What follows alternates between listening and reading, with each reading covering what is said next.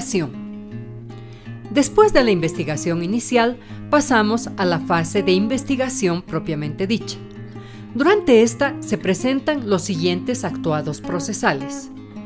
Medidas cautelares que pueden ser personales o de detención preventiva. Excepciones e incidentes.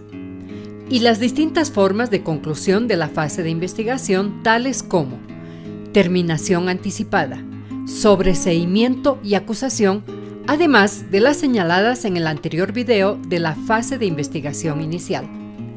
En los manuales se trata cada uno de estos temas detalladamente.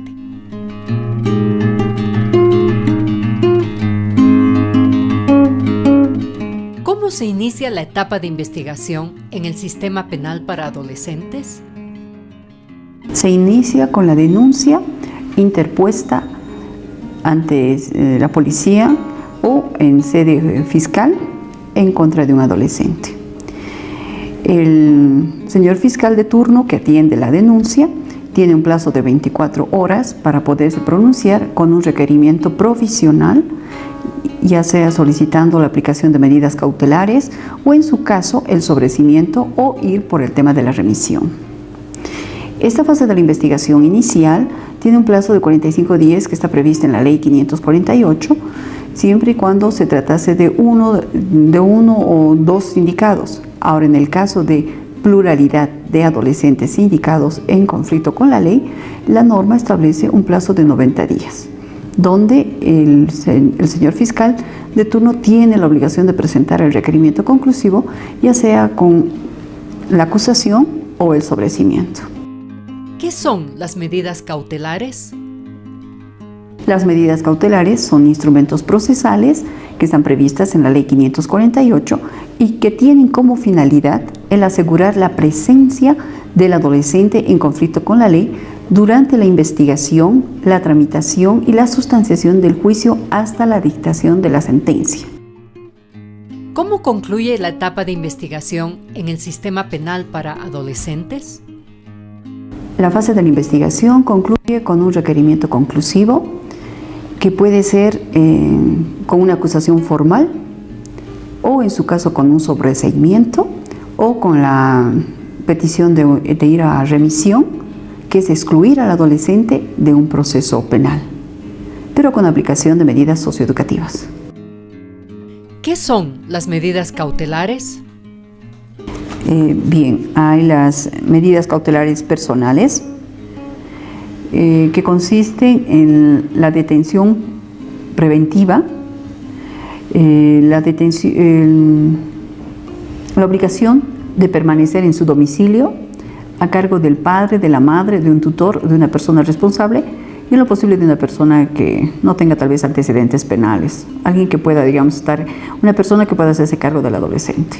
La detención preventiva sí se hace cuando, digamos, puede haber pluralidad de adolescentes, puede ser un proceso, sí, generalmente se da con el tema de cuando es pluralidad de adolescentes, son varios adolescentes, e incluso también puede ser cuando se trate de un solo adolescente, porque hay un tema, si es tema es que ya cada delito y a ser investigado ya tiene su propia característica. Por ejemplo, un tema de narcóticos y ha habido pluralidad de adolescentes. Entonces, muchas veces hay que preservarlos primero a ellos y esta medida viene a ser como una preservación. Antes de una sanción anticipada viene a ser como preservar la cuestión física, el estado de salud del adolescente, porque se está empezando a averiguar la verdad. Y una vez que se recibe la denuncia, el fiscal tiene 45 días.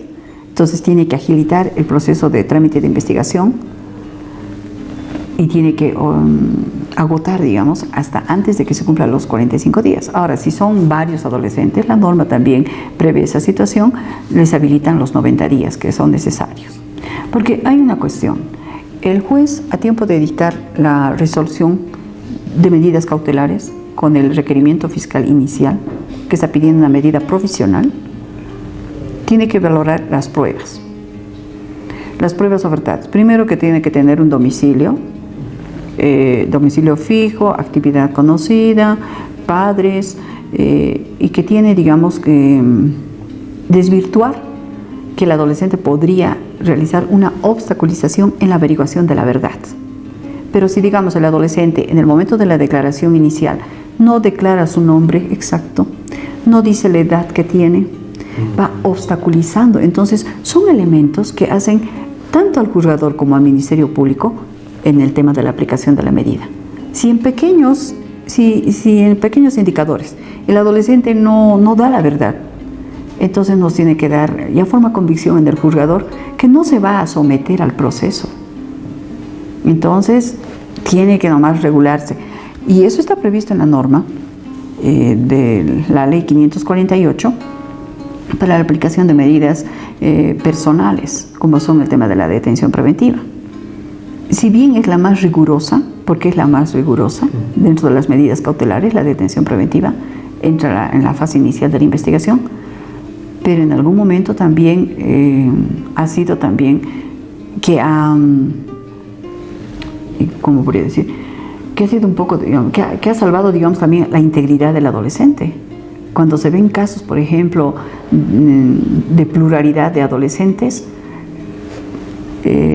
muchas veces ese adolescente está en riesgo y la aplicación de otra medida implicaría ponerlo más bien en una situación de riesgo y vulnerabilidad. Entre tanto, digamos, se realiza la investigación. ¿Qué son las excepciones e incidentes en el sistema penal para adolescentes y cómo deben plantearse? Generalmente las excepciones y los incidentes van para van más, digamos, atacan más la formalidad, la estructura del proceso. Porque el cuaderno de investigaciones que tiene el Ministerio Público, más el cuaderno jurisdiccional, que es aparte, entonces, que es el expediente mismo, ¿qué hace con las excepciones y los incidentes? El abogado de la defensa, por ejemplo, en un asesinato, no puede devolverle la vida a la víctima. Entonces, ¿qué tiene que ver? Que se haya aplicado mal en el inicio de la investigación, que no le fueron leídos los derechos, por decirlo, que no estaba asistido por la Defensoría de la Niñez, que no estaba su abogado, que le habían impuesto un abogado de defensa pública o cualquier otra circunstancia. Entonces está excepcionando, ¿no? Y faltas al debido proceso, o puede incidentar también, o puede apelar, apelaciones incidentales puede realizar también. No estoy de acuerdo con la resolución de medidas cautelares donde se me ha dispuesto detención preventiva, no se ha valorado bien la prueba que he presentado, no se ha considerado que soy estudiante regular de tal colegio, no se ha valorado la prueba material que he presentado como verdad material. Entonces voy a la apelación incidental. Ahora puedo incidentar también. Hasta antes de que llegue el proceso a la fase de la sentencia o a la conclusión de la investigación, puedo incidentar. El fiscal que conoció de inicio era fiscal penal ordinario, pero no pasó al de la especialidad, al fiscal del niña adolescente, del menor. Puedo producir un incidente. O sea, estas dos figuras son dos instrumentos técnicos jurídicos que el legislador ha previsto y que muy hábilmente la defensa puede hacer uso de ello. Y puede hacer uso porque tiene que velar que el proceso esté debidamente encuadrado, expurgado, sin óbices legales. Y eso buscan, digamos, con este tipo con la interposición de estos, son recursos, ¿no? O sea, de estas, sí, vienen a ser como recursos, excepciones o incidentes. ¿Cómo concluye la etapa de investigación en el sistema penal para adolescentes? Con el requerimiento conclusivo, que es presentado por el señor fiscal, a tiempo de cumplirse dentro de los 45 días, en el caso de tratarse de un solo adolescente en conflicto con la ley, y en el caso de pluralidad de adolescentes infractores, dentro de los 90 días, este requerimiento puede llevar una acusación formal en función a los datos que hayan arrojado la investigación, o en su caso a un sobreseimiento, que también puede dar lugar a una remisión. Cuando nos referimos al tema de la acusación formal de parte del Ministerio Público, es que durante la investigación el Ministerio Público ha encontrado indicadores que hacen ver que el adolescente sí, que la conducta del adolescente está tipificada en el ordenamiento penal y por eso se refiere a una infracción. Es la investigación de un delito, la acusación formal. Y es por eso que el fiscal prevé esa situación y va a un enjuiciamiento público donde al adolescente se le resguardan todos los derechos humanos, como los derechos también que están instituidos en la Ley 548.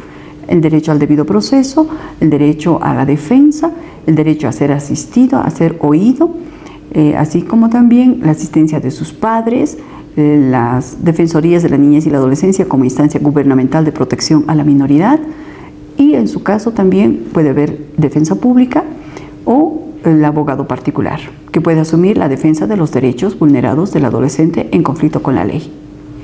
El rechazo también se puede presentar cuando durante la investigación el fiscal no encuentra indicios ni pruebas que sean suficientes para poder iniciar una imputación provisional. La desestimación.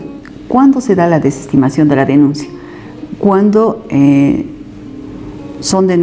cuando el hecho que se denuncia no está tipificado como infracción penal o una conducta antijurídica. Entonces sí procede in limine el tema de la desestimación de dicha denuncia. La terminación anticipada tiene dos características.